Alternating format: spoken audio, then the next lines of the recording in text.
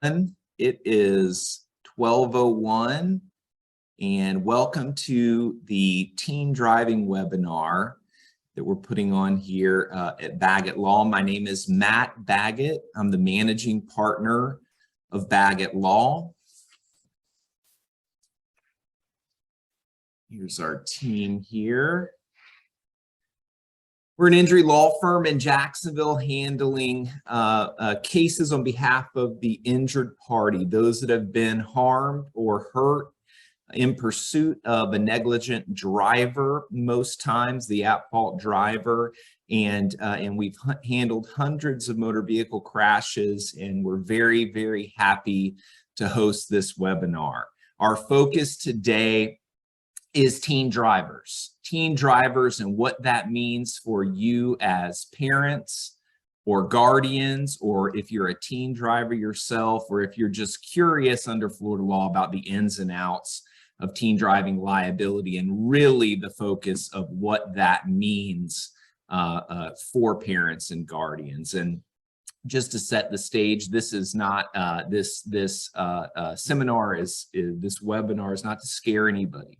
We view ourselves in our firm as educators of our clients. We pride ourselves on that.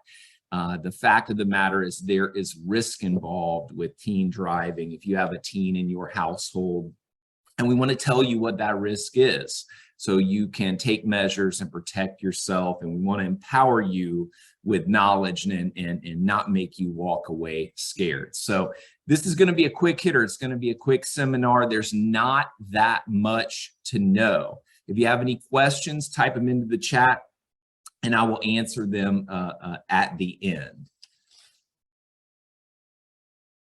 If you have a teenager, okay, first and foremost, if you have a teenager and they make a mistake on our roadways in the state of Florida and something like this happens and they hurt someone, you are on the hook as a parent, as a guardian, or as a co-owner of the vehicle. I'll talk about all of that. For the harm that they cause, first and foremost, you are on the hook. Why? Why are you on the hook under our law? Well, if you lend them the car, you're on the hook as a co-owner. Doesn't matter if you're in the car or not. If you willingly let them drive your car, you're on the hook, and that is age irrelevant. That applies to everybody, regardless of the age of the person you lend your car to. Or you're also on the hook for a teen that may cause something like this, because if you buy them their own car, and I'll use that term loosely, and I'll explain why in a minute, you're on the hook. Why are you on the hook? Well, there's a legal reason. There's a couple legal reasons. First, if your teen is 16 or 17, they're under the age of 18, but still of legal driving age. State of Florida makes you sign this document. And if you have a teen driver, you probably, without even thinking about it, already sign this document. And what it means under Florida law, it doesn't expressly say this, but the implications of this under Florida law is that you, as a parent or legal guardian, providing your consent for them to get a driver's license under the age of 18, you're saying you are financially responsible for this kid and the harms they cause until they're 18 years old, okay? But even if the state of Florida did not make you sign this document, you're still going to be on the hook for the harms they cause, because anybody under 18 in the state of Florida cannot enter into a contract. So if there's a car that teen is driving that you have bought them, and again, that's why I use the term loosely, you're on the title. So it's your car and you're a co-owner, even after they turn 18. If the car is financed, the financing company is not going to lend to a teenager with no credit history. And if you want financing, you're going to have to be on the financing contract and therefore the title. So when I say invariably, when a teen is driving around, you're on the hook. Yeah, you're on the hook as the co-owner, or under this document we're looking at here, almost invariably. And what in that one exception, what does that leave you with? Can I get around being on the hook for the harms my teen may cause. Yeah, you can wait until they're 18, give them a bunch of cash, give them a lump sum of cash to go out and buy a used car, maybe buy insurance for themselves. But that's the rare exception. That's probably not going to happen. Your teen's going to want a car before they turn 18, or even if they are 18, they're going to need your credit to finance the vehicles. And aside from all of that, the practical side is, as parents, most of us are mama and papa bear types, and we want to protect our kids. And so we're going to help them with a car, and we're going to help them with insurance.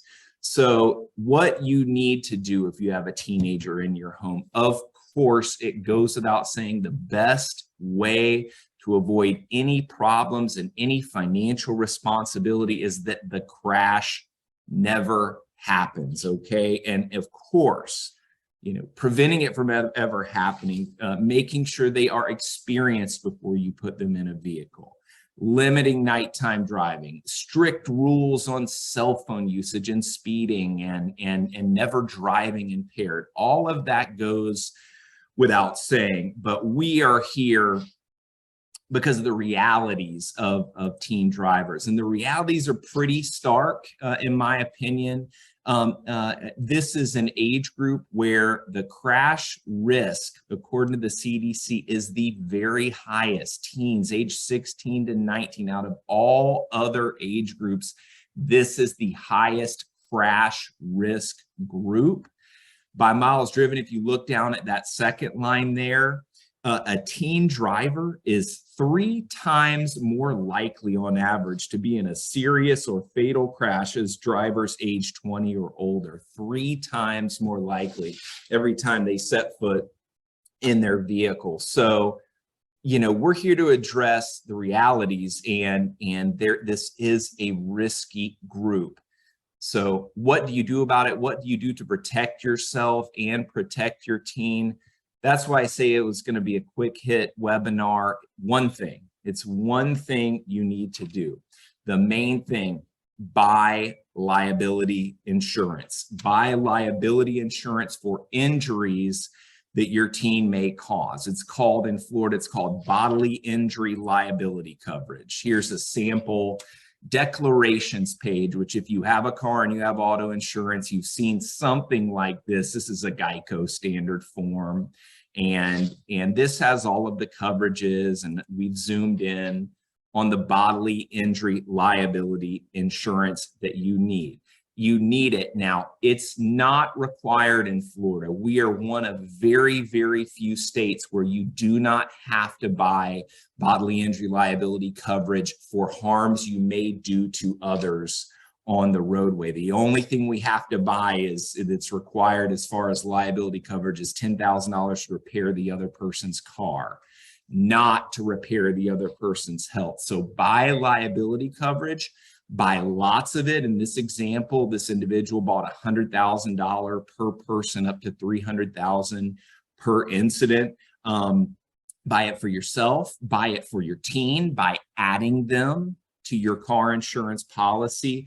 And if you're wealthy and you have lots of assets, buy more. Buy an umbrella policy. That is a supplement to whatever liability coverage you have. A $1 million umbrella policy can be very inexpensive, 15, 20, 30 bucks a month, depending upon the number of people insured and your driving history. So it's pretty cheap to buy liability coverage. And if something bad happens, then that is going to take care of a lot of problems, that amount of insurance. So am I a car insurance salesman? No, absolutely I am not. Oops, my live video has gone out and you're seeing a picture of me now. But yeah, am I a car insurance salesman? No, absolutely not. Insurance companies do not like car accident lawyers, because we're the ones that say, sorry, someone has been hurt and we're making a claim on that big old insurance policy, and you're going to have to compensate an injured person for their loss of health. So we're the insurance company's nemesis, but car insurance, especially when you have a teen driver, is a very good, very necessary product. It's gotten more necessary with cell phones as we text and drive more. Distracted driving as a cause of a crash year over year has seen a 10% increase. And distracted driving really these days is code for texting and driving, or some sort of cell phone usage while driving. And some say that statistic is lower than it should be, because people are keen. They know when they cause a crash now to not say where they were on their cell phones. So car insurance is an affordable product, and all of the legal stuff aside, if you have a teen in your home, you're working hard, you're acquiring assets, you're trying to build your own personal wealth, car insurance is a great peace of mind. And so if something happens, your assets will be protected. And the first thing, and hopefully the only thing you have to do, there we go, my video is back. If an accident happens after you make sure your teen and everybody else is okay, is call your car insurance company and let them handle it.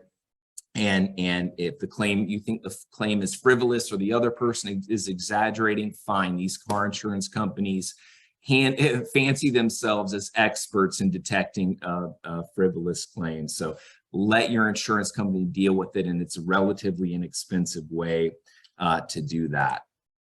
That is really it. That is all we wanted to say. Your teens, if you have them in the home, they're a high risk group. You're invariably almost always going to be on the hook as a co-owner of that vehicle, or the exclusive owner. So protect yourself and buy plenty of bodily injury liability insurance.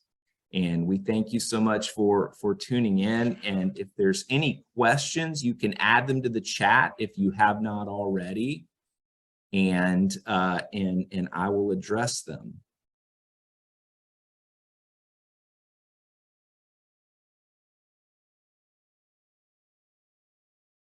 And I don't know that there are any questions, so you're welcome. Someone said great advice. Thank you for that. You're very welcome.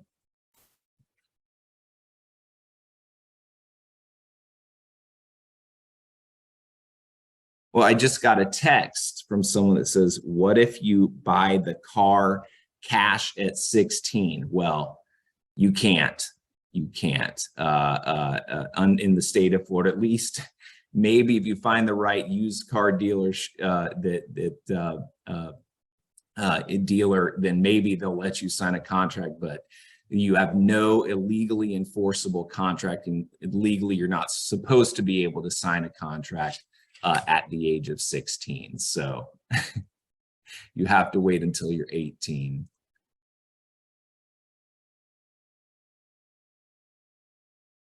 And that is it. Thank you so much. If there's no other questions, thank you for tuning in.